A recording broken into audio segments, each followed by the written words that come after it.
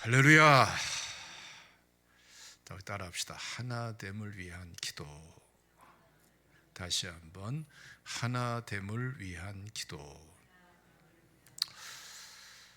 이 기도가 얼마나 중요한지 몰라요. 예수님께서도 우리 요한복음 17장 말씀 보면은 11절에 그렇게 말씀하시죠. 우리와 같이 그들도 하나가 되게 하옵소서.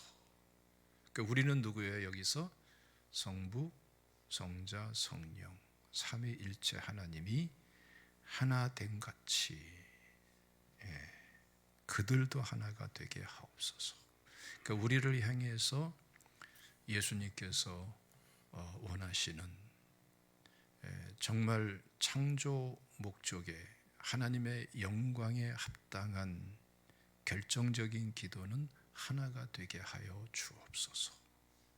우리와 같이 하나가 되게 하옵소서. 이 기도였어요.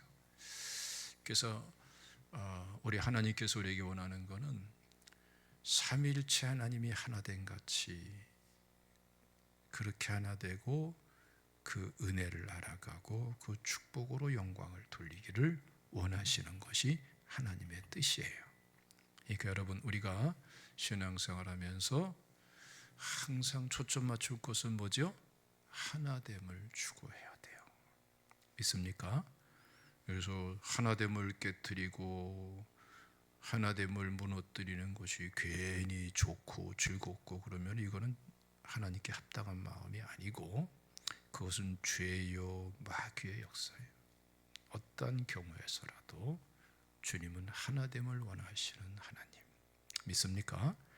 그리고 이 하나됨의 과정을 통해서 또 한 걸음 더 나아가서 하나됨을 위해서 드려지고 헌신하는 사람, 그 사람을 통해서 그 가정이 또 교회가 또 각 기관이 복되게 할 뿐더러 하나님께서는 그 당사자와 그 자손들까지도 축복되게 하시는 하나님.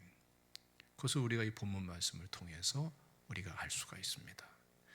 특별히 이 본문은 여러분 야곱의 가정이죠.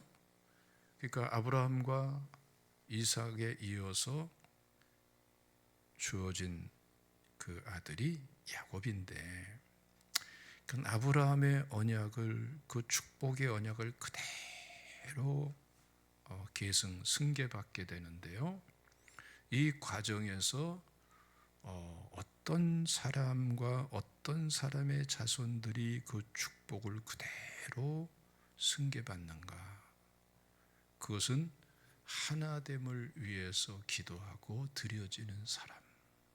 그 사람을 통해서 하나님께서는 아브라함의 축복이 제대로 승계되게 하시고 그 자손들도 계속해서 더 크게 축복받게 하시는 것을 볼 수 있어요. 그러면서 구원의 역사를 이루어 가시는 분이 하나님이세요.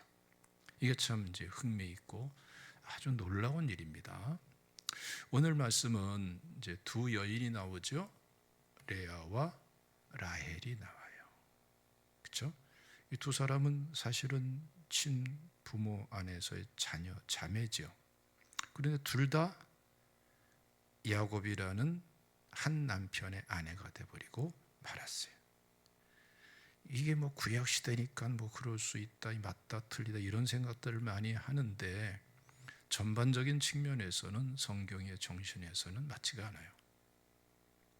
하나님께서는 창조부터 사실은 끝까지 일부 일처를 가르치고 있고 결국은 그쪽으로 인도하고 영광받고자 하시는 분이 하나님인 줄로 믿으시기를 축원합니다.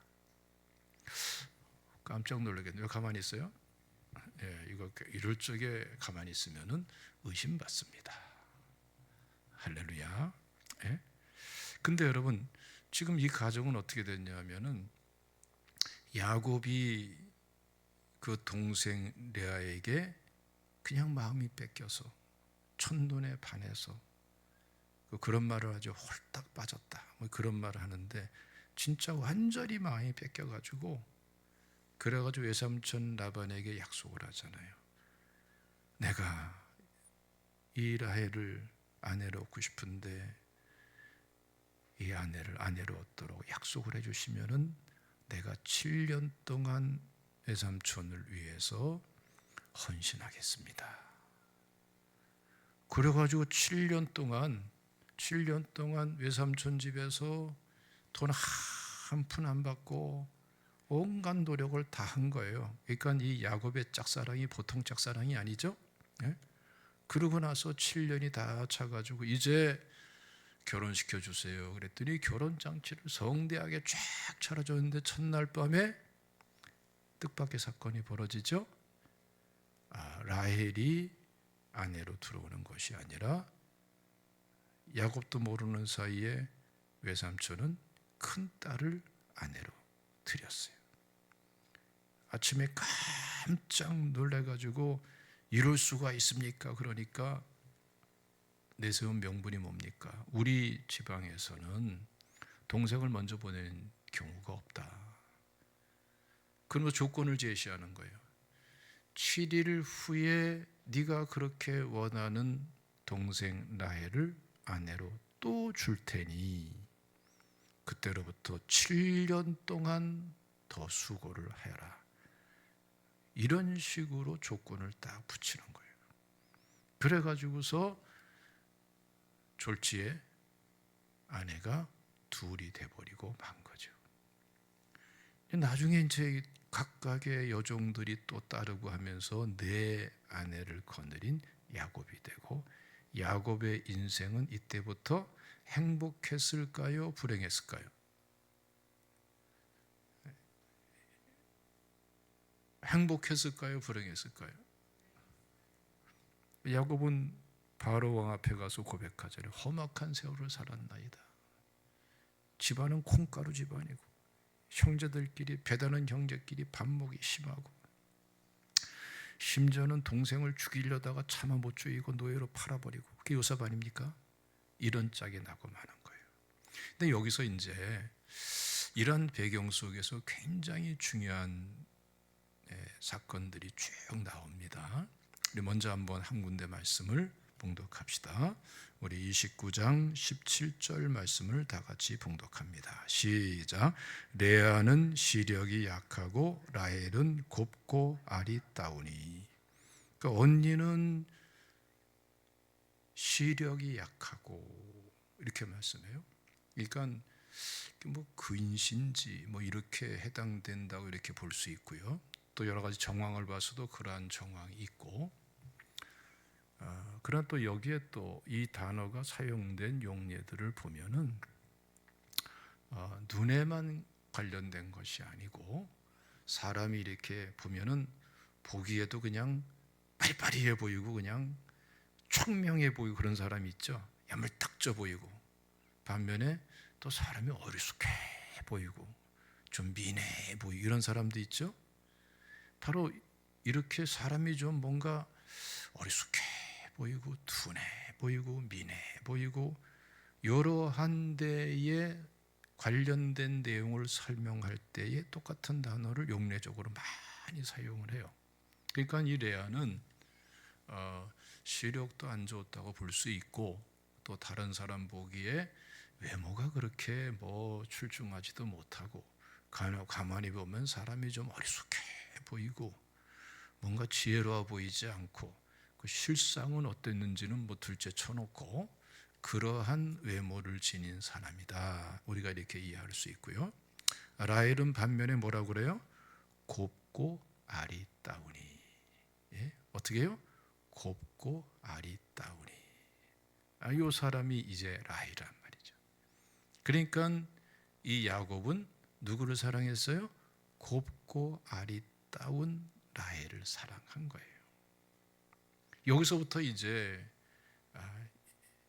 이 둘의 사이 둘의 운명이 쫙 달라지는데 그게 자손들에까지 가요. 누가 그런 얘기를 하대요. 예쁜 것들 오래 못 간다고. 안 예쁜 것들은 아예 못 간다고. 근데 하나님의 기준은 어떨까요? 하나님의 기준은 외모가 중요하지 않아. 하나님은 뭘 보세요? 중심을 보세요. 믿습니까? 위로가 돼요? 아니에요. 위로받을 필요 없어요. 왜냐하면 가만히 보니까 외모라는 게 이게 절대적인 기준이 아니더라고요. 시대마다 외모의 기준이 다 달라. 요즘은 뭐 이렇게 뭐 날씬하고 뭐 팔등신 뭐 이런 말 하잖아요, 그렇죠? 뭐 그냥 그런 사람들이 지금 계속 그렇게 유행이고 뭐 아름다운 미에 뭐 그런 기준으로서 엄청나게 뭐 노력하는 사람들이 그런데 예전에 어땠어요? 그런 사람들은 여러 며느리를 들이지도 않았어요. 미의 기준이 그렇지가 않아. 네? 과거로 지나가 보세요. 뭐 조선시대는 당연하고 일제시대 때만 하더라도 그런 여자들 그렇게 뭐 선호하는 경향도 있지만 그렇게 선호하지 않아요. 오히려 좀 도시라고 좀 통통하고 그는 복스럽다 그러고 무슨 며느리감? 맏며느리감이라고 하는 거예요. 미의 기준이 달라. 요즘에 무슨 뭐 차은우 그러는데 옛날엔 그렇지 않았습니다, 여러분. 김국진 씨가 얼마나 인기인 줄 알아요? 김국진 씨 알아요? 호려호려하고 좀 말도 이상하게 하고 얼마나 인기가 있는 줄 아십니까? 옛날에 한때 말이죠, 전국을 휩쓸었어요, 이 김국진 씨가. 그래서 막 자기 공연을 스케줄이 너무나 시간이 딸리니까 헬기 타고 이동을 하면서 공연을 했던 사람이, 그 정도로 인기 있던 사람이 김국진 씨예요. 지금은 전혀 아니죠. 그러니까 여러분들은 뭘 생각해야 되냐면은 내가 예쁘다 안 예쁘다, 멋있다 안 멋있다, 이거 기준이 말이죠, 그렇게 하면 생각할 게 아니고 이렇게 생각하셔야 돼. 내가 시대를 잘못 만났다. 그렇지 않으면 나는 시대를 잘 만났구나. 할렐루야. 그렇게 생각하면 정확한 거예요. 미의 기준이 시대마다 다 틀려. 근데 어쨌든 간에 이 시대의 야곱, 또 이 시대의 기준으로 볼 때에 이 라헬은 아주 곱고 아리따고, 그래서 야곱이 그냥 쏙 빠져버린 거예요. 그런데 여러분, 예쁘게 생겼다고 해서 인격이 반드시 훌륭한가요? 예쁘고 성품도 좋고 인격도 신앙도 좋은 사람도 있지만, 그러나 다 그런 건 아니죠. 그렇죠? 외모는 너무나 좋은데 사람이 표독스러운 사람도 있고, 그렇죠? 외모는 정말 남을 할 데가 없는데 신앙은 형편없는 사람이 있고, 개차발인 사람도 있고, 마구잡이로 사는 사람도 있고, 참 그 외모에 꼭 달려있지가 않아요. 그럼 라헬은 어땠을까요? 라헬은 보면은 인격적으로나 신앙적으로 외모를 쫓아가지 못하는 면을 우리가 볼 수가 있어요.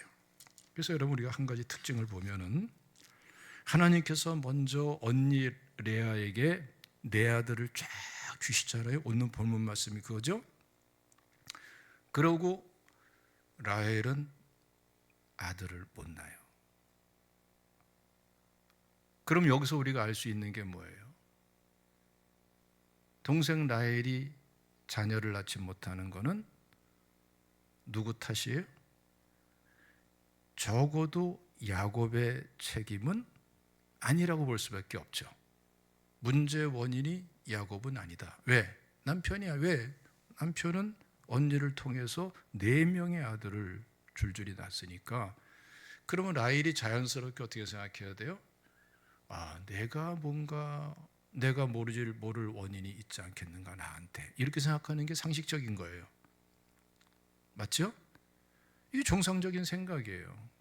그리고 참 안타깝게 좀 그때쯤 되면 하나님께 나가서 기도하고 나에게도 좀 자녀를 주세요, 이렇게 기도하면 좋을 텐데 라헬의 태도는 정반대. 한번 읽어봅시다. 30장 1절 말씀을 다 같이 봉독합니다.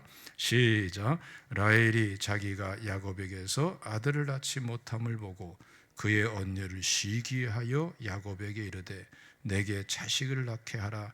그렇지 아니하면 내가 죽겠노라. 여기서 굉장히 어려운 단어가 나오죠. 언니를 어떻게 하여? 시기하여. 근데 시기심이 어느 정도까지 뻗쳐 올랐냐 하면은 남편을 공격하는 데까지로 가서 내게 자식을 낳게 하라. 아니, 자식 못 낳는 건 자기가 못 낳는데 좀 하나님께 기도할 생각은 안 하고 내게 자식을 낳게 하라. 그리고 진짜 무서운 말을 하죠. 그렇지 않으면 내가 죽겠다. 예? 그러니까 이 라헬은 외모는 너무나 곱고 아름답고 그런데 그 인격은 됨되면은 시원찮은 사람이야. 이런 사람들은 위험한 사람이야. 너무나 외모 추구하지 마세요. 하나님은 뭘 보세요? 중심을 보십니다. 근데 그럼 신앙적인 면은 어떤가? 신앙적인 면도 보면은 신앙이 아주 없는 건 아니야. 하나님을 인정해요. 근데 신앙적인 면도 가만히 보면 좀 현찮아. 현찮아. 한번 읽어봅시다. 30장 22절에서 23절까지 24절까지 읽읍시다. 시작. 하나님이 라헬을 생각하신지라 하나님이 그의 소원을 들으시고 그의 태를 여셨으므로 그가 임신하여 아들을 낳고 이르되 하나님이 내 부끄러움을 쓰셨다 하고 그 이름을 요셉이라 하니 여호와는 다시 다른 아들을 내게 더하시기를 원하노라 하였더라. 자, 여기서 보면은 하나님께서 긍휼히 여겨서 라헬에게도 아들을 주셨는데 그러면 여러분 어떻게 됩니까? 오늘 우리 박경인 권사님 간증하는 거 봐요. 야, 이게 하나님의 은혜입니다. 결혼도 또 회사 문제도 하나님의 은혜로 이렇게 해결됐습니다. 감사해서 하나님께 영광을 돌리잖아요. 그렇죠? 이게 기본적인 신앙 자세거든요. 그런데 라헬의 기도를 가만히 보면은 하나님이 내 부끄러움을 씻으셨다라고 말을 합니다.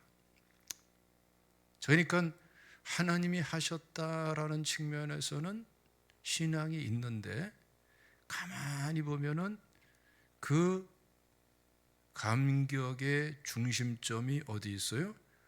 여전히 자기한테 계속 묶여 있는 거예요. 내 부끄러움을 씻으셨다. 그러니까 기도 응답이 되어도 말이죠. 기도 응답이 돼도 끝까지 자기 중심적으로 감격하는 사람이 있고 하나님 중심으로 전환돼서 영광 돌리는 사람이 있어요. 내가 만족되었기 때문에 자기 욕구가 채워지고 자기가 원하는 게 해결돼서 거기서 기쁨을 누리는 그 범위 수준의 기쁨을 누리는 사람이 있고 한 걸음 더 나가서 하나님 중심으로 하나님께 영광 돌리는 사람이 있고 굉장히 중요한 차이점이에요. 이게 여러분 지금 라헬의 이 한계인 것입니다. 그리고 하나님 앞에 이러한 소망을 갖는 거죠. 아들을 더 주세요. 아들을 더 주세요. 그냥 계속해서 아들을 달라고 기도할 수도 있지만 그 마음의 중심은 누가 중심이 돼야 돼요? 하나님 중심이 되고 내 욕구 충족이 아니라 하나님께 영광 돌리는 그쪽으로 가야 될 텐데 이 라헬의 모습은 그런 면에 있어서 조금 의구심을 가질 만한 부분들이 계속 나오는 것을 보게 됩니다. 그리고 나서 이 라헬이 둘째 아들을 낳죠. 둘째 아들을 낳으면은 여기서 이 라헬의 신앙의 모습을 우리가 또 알 수가 있어요. 한번 읽어봅시다. 35장 18절 말씀을 우리 17절과 18절 말씀 다 같이 봉독합니다. 시작. 그가 난산할 즈음에 산파가 그에게 이르되 두려워하지 말라. 지금 내가 또 등남하였느니라 하매 그가 죽게 되어 그의 혼이 떠나려 할 때에 그들의 이름을 베논이라 불렀으나 그의 아버지는 그를 베냐민이라 불렀더라. 아기를 낳다가 죽는데 옛날에 이런 사람들이 참 많았어요. 그렇죠? 요즘은 드문 경우입니다만은. 근데 지금 이 라헬이 그런 입장이 됐는데 그때 하나님 앞에 믿음으로 기도하면 얼마나 좋았을까라는 아쉬움도 있고, 또 하나님께서 부르실 때가 되어서 부르신다면은 또 하나님께 또 그 상황 속에서 영광을 돌리면 좋았지 않았을까라는 그런 아쉬움도 있는데, 이 라헬은 슬프다, 그냥 죽어버려요. 슬픔의 아들이다, 이름도 그렇게 줘버리고 죽어버려요. 그걸 나중에 도무지 안 되겠으니까 야곱이 이름을 싹 바꾸는 거예요. 베냐민으로. 그래서 오른손의 아들이다, 이렇게 이름을 바꾸는 거예요. 하도 이 라헬이 지어놓은 이름이 참 편치 않고 어둡고 답답하고 우울하니까. 그러니까 이 모습 속에서도 하나님은 믿지만 그러나 참 믿음이 깊지가 못하고 하나님과의 관계도 친밀하지 못하고 하나님의 영광을 위해서 살아가는 이러한 모습은 상당히 희미한, 이게 이 라헬이 가지고 있는 한계예요. 그러면 그 자손들은 어떻게 됐을까요? 그 자손 중에서 아주 특출난 인물이 누굽니까? 요셉이죠. 요셉. 그 요셉은 진짜 특출나서 야곱의 12아들이 12지파로 한 민족으로 태동되는데 결정적인 역할을 한 사람이 이 요셉이란 말이에요. 요셉이 라헬의 아들이죠. 그런데 이 요셉의 이러한 삶이 귀하고 믿음이 귀해서 야곱이 요셉의 두 아들, 그러니까 손자죠. 손자를 자기 두 아들로 입양을 하잖아요. 입양을 해서 두 아들로 받아버려요. 이게 뭘 말하냐 하면은 요셉의 자녀들을 요셉의 수준에서 12아들의 수준에서 축복하겠다는 거예요. 이래서 태어나는 두 지파가 에브라임과 므낫세죠. 근데 에브라임과 므낫세를 보면은 바르게 서 있을 때도 있었지만 결국은 불행으로 치닫는 걸 볼 수가 있어요. 여러분, 북이스라엘을 가리켜서 뭐라고 그래요? 에브라임이라고 많이 부르잖아요, 성경에서. 왜 그렇습니까? 북이스라엘에 속해 있는 지파들의 중심점이 요셉의 실질적인 장자권을 물려받은 에브라임이라는 지파가 절대적인 위치를 차지하고 있고 장악을 하고 있기 때문에 그러는 거예요. 그런데 결국은 어떻습니까? 계속해서 다윗 왕권에 도전을 하고 분리하고 함께하지 않기 위해서 베델과 단에다가 우상 금송아지를 만들고 하나님으로 섬기라고 강요하고 하나님을 금송아지로 대처하고 북이스라엘의 그 장구한 역사 속에 하나님의 긍휼은 베풀어서 역사는 길었지만 그러나 단 한 명도 하나님께 합당한 왕이 안 나와요. 계속 다윗 왕국 하나 되면 깨뜨려버리고 하나 되지 않고 왕권만 유지하려고 우상까지 동원하면서 그렇게 하다가 결국은 아수르에게 완전히 나라 자체가 파멸이 돼버리는, 그러니까 축복을 받았는데 축복을 죄로 바꿔버리는 파괴적인 이러한 후손들이 되는 것을 볼 수가 있어요.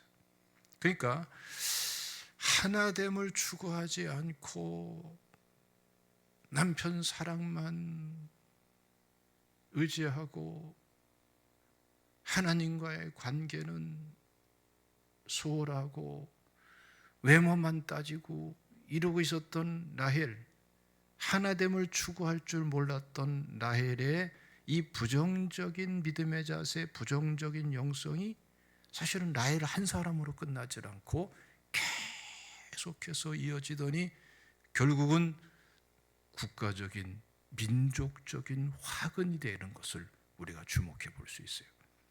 그래서 이 창세기 말씀이 굉장히 중요하고요. 성경 전체의 메시지에 토양의 역할을 하는 것을 우리가 볼 수 있어요. 그래서 우리가 여러분 어떠한 신앙생활을 해야 되겠습니까? 예수님께서 하신 기도처럼 우리가 하나 된 것 같이 그들도 하나가 되게 하옵소서. 하나됨을 추구하고 하나됨의 은혜를 알아가고 그 축복을 받고 그 축복을 나누는 이러한 우리 신앙생활이 되어야 될 줄로 믿으시기를 주님의 이름으로 축원합니다. 할렐루야. 반면에 여러분 레아를 보십시오. 레아가 여러분 무슨 못생기게 태어나고 싶어서 그렇게 태어났겠어요? 어리숙해 보이는 사람이 되고 싶어서 그렇게 태어났겠어요? 그거 아니죠. 이건 자기가 결정할 수 있는 게 아니었어요. 그런데 태어날 때부터 가지고 있는 외모의 그 시대로서의 기준에 부족한 외모, 좀 사람이 못나 보이고 좀 미인해 보이고 답답해 보이고 시력도 안 좋고, 그러니까 이 레아는 참 태어날 때부터 평생토록 이것 때문에 어려움을 겪은 사람이 레아고, 이것 때문에 남편 사랑도 받지 못하고, 그러니까 여러분 레아는 굉장히 외롭고 고독하고 쓸쓸하고 답답하고 속상하고 왕따당하고 차별당하고, 잘못한 게 뚜렷한 게 없으면서도 자꾸 이렇게 다른 사람들에게 포용받지 못하고 정말 외롭고 쓸쓸하고 차별당하면서 힘들게 산 인생이에요. 이 힘든 인생 속에서 레아에게 있어서 아주 깊은 갈망이 뭐겠어요? 깊은 갈망이 하나가 됐으면 좋겠다. 하나가 됐으면 좋겠다. 근데 다른 사람과도 하나 되지 못해서 안타깝고 괴로웠었는데 그것으로 끝나지 않고 결혼을 했는데, 아버지가 시키는 대로 결혼을 했는데 남편하고도 하나 되지 못하네. 이때야말로 레아는 죽을 맛인 거죠. 그렇지 않겠어요? 결혼을 했는데 자기가 본처인데 남편은 덜 떠보지도 않고 맨날 라헬만 좋다고 그러고 한 즈음 밑에서 얼마나 속상하고 힘들겠어요. 이때의 레아의 마음속에 있는 그 어쩔 수 없는 그러한 강렬한 소망, 절대적인 소망이 뭐겠어요? 레아의 열망은 하나됨을 원합니다. 하나됨을 원합니다. 내 남편과 하나 되기를 원합니다. 연합되기를 원합니다.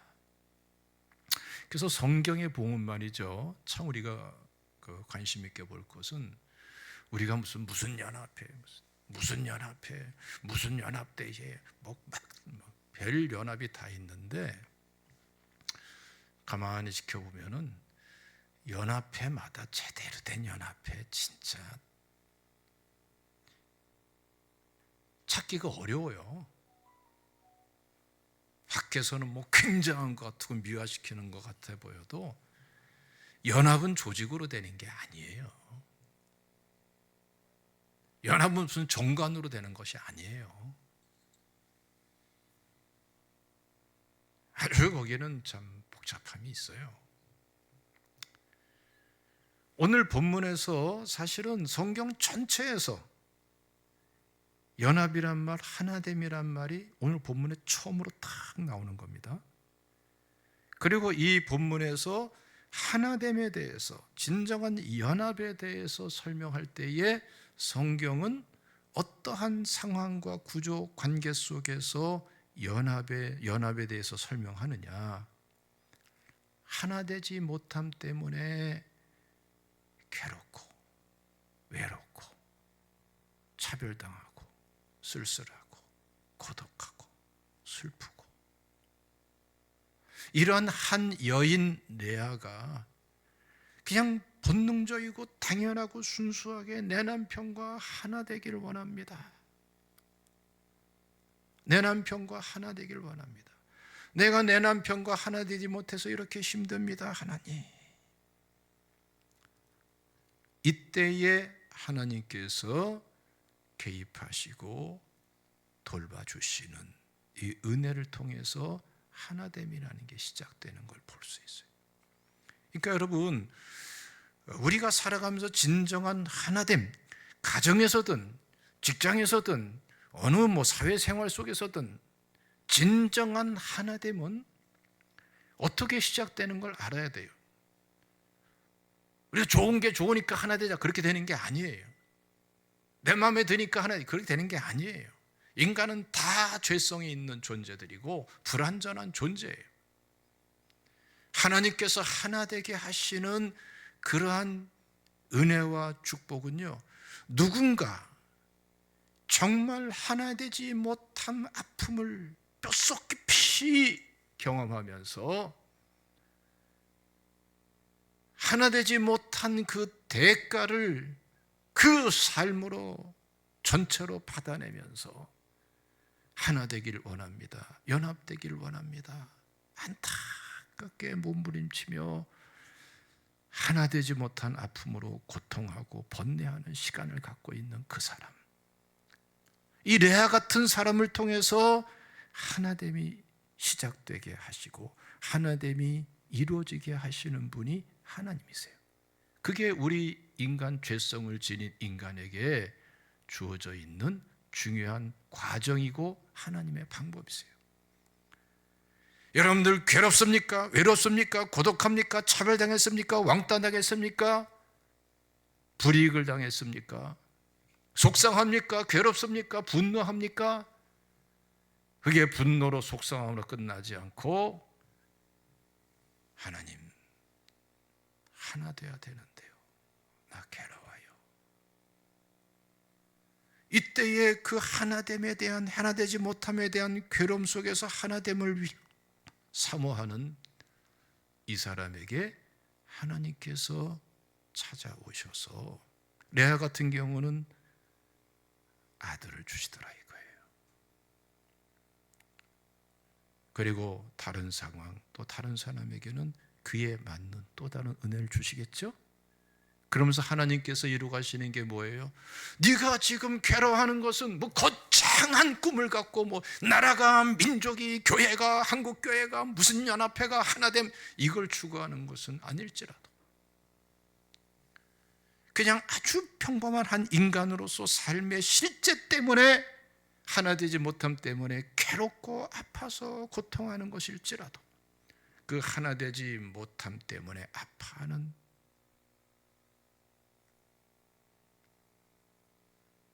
그 본질적인 그 아픔을 느끼고 있는 거기에 하나님이 긍휼히 여기시고 은혜를 베푸시면서 상상치 못한 하나됨의 은혜를 성취해 가시는 그런 분이 하나님이세요. 그래서 여러분 여기에 대한 하나, 저기에 대한 하나됨, 이러한 연합회 이런 것이 아니라 진정한 하나됨의 씨앗이 될 수 있는 사람은 오히려 자기 자신의 삶의 진정한 하나되지 못함의 아픔 때문에 괴로워하고 몸부림치고 밤잠 못 자고 고독하고 속상하고 불이익당하고 그래서 어찌할 줄 모르면서 막연하게 하나님을, 오히려 막연할 정도로 하나님을, 맹목적일 정도로 하나님을 사모하면서 하나 되지 못한 아픔을 쏟아놓을 수 있는 사람, 그 사람이 여러분 진짜 대단한 하나됨의 문을 열어 젖히는 결정적인 역할을 하도록 하나님은 들어 쓰신다는 것을 믿으시기를 축원합니다. 그래서 하나됨은 여러분 외부의 문제에서가 아니었어요. 내부의 문제였고 거창한 규모의 문제가 아니었어요.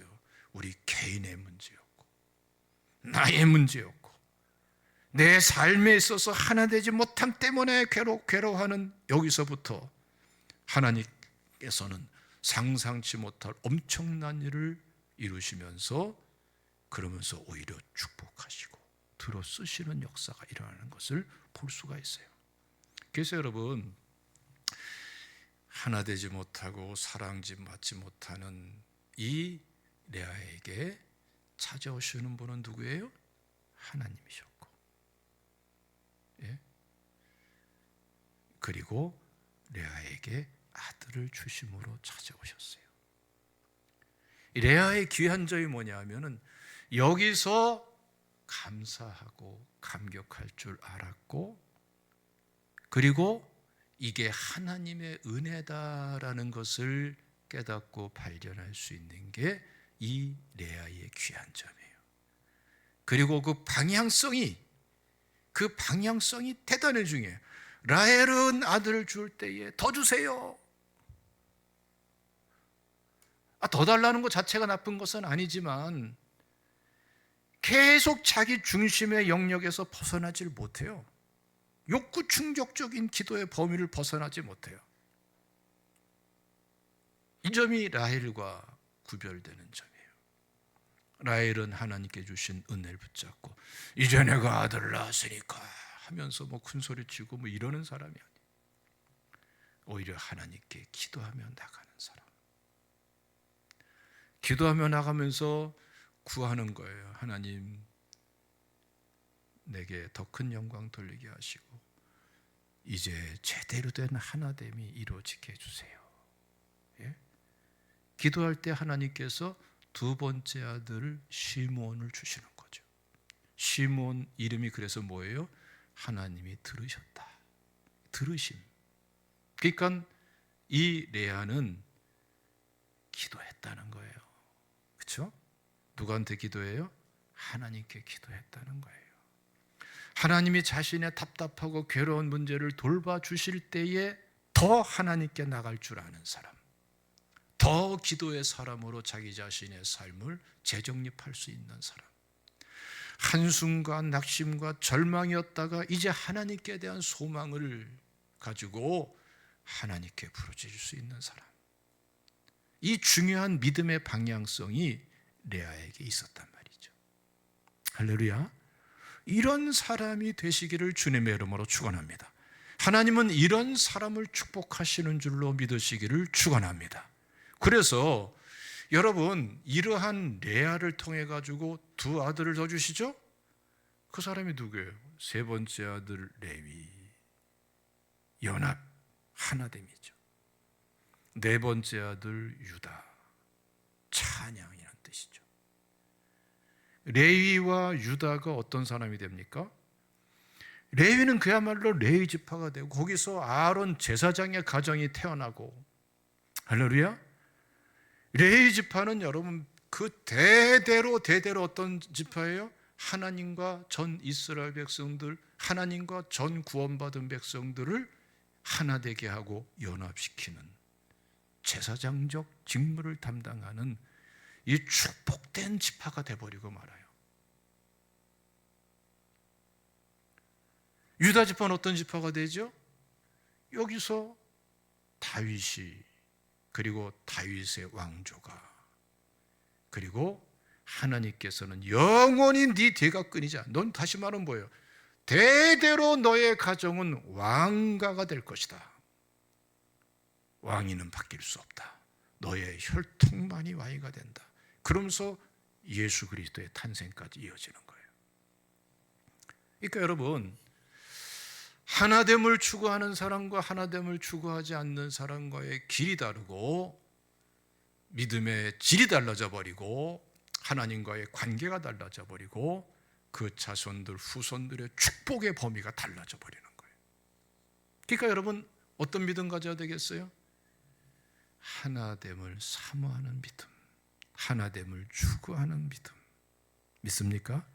이 믿음을 갖는 사람이 지혜로운 믿음의 사람이에요. 믿습니까? 어떤 때라도 어떤 상황에서라도 주의 몸이 되게, 주의 몸을 불구자로 만드는 것이 아니라 주의 몸이 각 지체가 예수 그리스도를 머리로 해서 주의 몸으로서의 교회로 하나됨을 추구해 나가는 사람, 이 레아 같은 사람, 이 믿음 가지시기를 주님의 이름으로 축원합니다. 그래서 여러분, 레아의 기도가 상당히 깊어지는 것을 우리가 이 본문을 통해서 볼 수가 있어요. 하나님께서 사랑받지 못하는, 그러면서 참 외면당하는, 그러면서 안타깝게 하나됨을 사모하는 이 레아를 돌보시면서 루벤을 주셨는데, 이 레아가 하나님께, 이게 은혜가 은혜인 줄 제대로 알고 하나님께 기도하며 나갔더니 그 기도를 응답하시고 받으시면서 두 번째 아들 시몬을 주시더니, 이런 기도가 달라지면서 레아에게 있어서는 엄청난 새로운 확신과 기대가 이루어지게 되는 거예요. 하나님, 이제 하나님, 내가 내 남편과도 연합되어 하나가 될 수 있을 때가 되지 않았습니까? 하나님, 그러한 은혜를 내게 주실 수 있는 분이 하나님인 줄로 믿습니다. 그러면서 낳게 된 아들이 세 번째 아들 연합, 하나됨이라는 의미를 가진 레위래니까요. 그러니까 이 레아는 레아 세 번째 아들 레위를 낳을 때쯤에서 어떤 확신을 가져요? 내가 내 남편과 드디어 하나 될 수 있는, 관계가 정상이 회복될 수 있는 그러한 하나님의 불강력적인 은혜가 여기 시작되는구나. 이 확신이 하나님과의 관계에서 자꾸 가득 찼던 사람이 바로 이 레아라고요. 그리고 나서 그 확신 가운데에서 하나님께서 또 다른 아들을 허락하시는데, 그 아들이 유다란 말이에요. 남편과 연합되어 하나 되어 하나님께 찬양을 돌리는, 하나됨의 은혜 속에서 찬양을 돌리는 이 레아의 기쁨, 이 감사, 감격, 이것이 여러분 레아의 삶 속에서 계속해서 달라지고 있는 기도의 모습이요, 신앙의 모습이요. 그래서 창세기 49장 말씀 보면은 굉장히 특별한 말씀이 나옵니다. 한번 다 같이 읽어봅시다. 31절 말씀, 49장 31절 시작.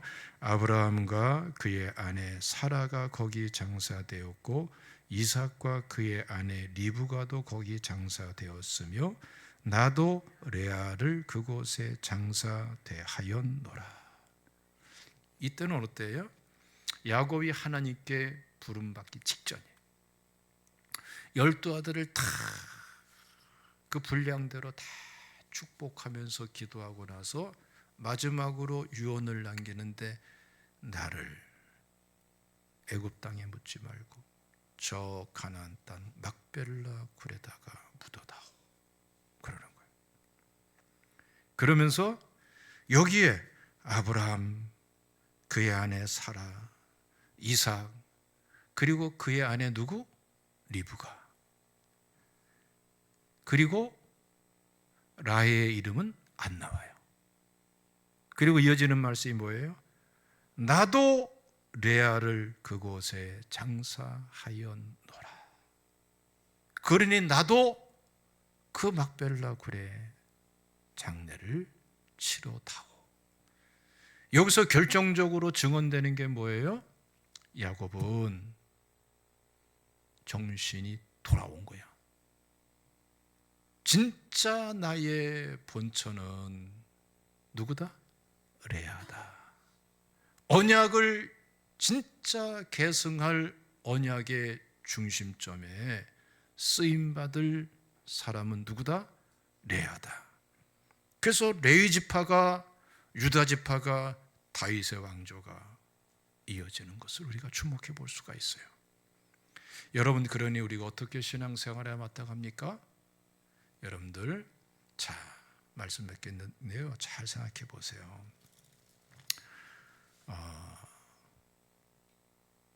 우리는 살아가면서 모두에게 다 환영받을 수 없어요. 누군가는 환영하지 않고 거부하는 사람도 있고, 차별당할 수도 있고, 외면당할 수도 있고, 그렇죠? 그거는 내가 올바르게 살고 올바르게 살지 않고 영향이 전혀 없는 건 아니지만 내가 아무리 올바르게 산다 하더라도 모두가 다 환영하는 게 아니야. 그 자기 입장이 있어요. 자기 논리가 있어요. 자기 이해타산이 있어요. 그렇지가 않아. 때에 따라서는 본의 아니게 또 그렇게 외면당하고 그래서 마음이 아프고 외롭고 고독하고 힘들고 그럴 때가 있어요. 어떻게 하면 좋을까요? 그것을 통해서 누구의 마음을 이해해야 되겠어요? 레아의 마음을 이해하십시오. 그리고 그것을 통해서 누구를 이해해야 되겠어요? 누구 마음을? 하나님의 마음을 이해하셔야 돼요. 내가 지금 이렇게 힘들 때에 하나님은 내 마음을 아시는 분이시다. 내 마음을 들여다보고 계신 분이시다. 나의 입장과 처지를 다 이해하고 계신 분이시다. 그리고 하나님은 지금 무언가 하고 계시다. 레아에게는 아들을 주셨죠? 우리 각자에게 상황에 입장에 맞게 하나님께서 개입하셔서 앞장서서 이루시는 일이 반드시 있습니다. 그것을 잘 분별하고 이해하십시오. 그리고 하나님의 은혜 가운데에서 레아처럼 주신 은혜를 가지고 하나님을 향하십시오. 나가십시오. 별거 아닌 것 같지만 그거를 통해서 그냥 겪는 아픔 같지만 그거를 통해서도 하나님께서는 엄청난 역사를 이루시고 축복을 이루시되 아브라함의 축복이 그대로 상속되어지고 그리스도와 함께한 상속자가 되도록까지 들어쓰시고 축복하시는 출발점이 되도록 역사하시는 분이 하나님이심을 믿으시기를 축원합니다. 기도하겠습니다. 감사하신 주님, 우리 한 분 한 분을 축복하시고